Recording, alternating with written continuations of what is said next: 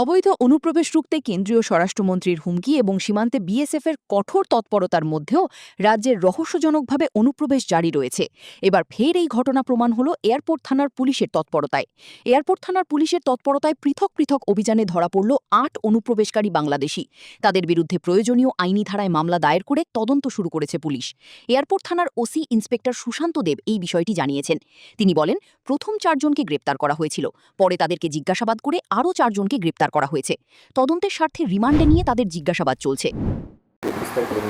Actually আমাদের কাছে একটা খবর ছিল যে ৪ জন বাংলাদেশি গত পরশুদিন এমবিবি এয়ারপোর্ট হয়ে বহিরাজ যাওয়ার জন্য আসবে।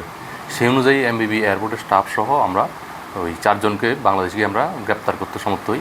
গ্রেপ্তার করে ওদেরকে পুলিশ রিমান্ডে এনে ওদের স্বীকারোক্তি মূলে গতকালকে আরও ৪ জনকে আমরা এমবিবি এয়ারপোর্টের এরিয়া থেকে আমরা গ্রেপ্তার করে আজকে আমরা ওই তাদেরকে মাননীয় আদালতে প্রেরণ করছি ৪ জনকে।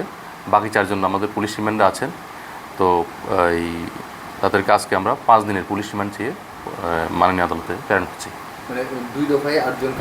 দুই দফায় ৮ জনকে অ্যারেস্ট করা হয়েছে। পুলিশ সূত্রের দাবি, ধৃতদের জিজ্ঞাসাবাদ করে তারা কোন সীমান্ত দিয়ে ভারতে প্রবেশ করেছে এবং এই অনুপ্রবেশের পেছনে কোনো দালাল চক্র তাদের সহযোগিতা করেছে সেই বিষয়ে খতিয়ে দেখা হচ্ছে।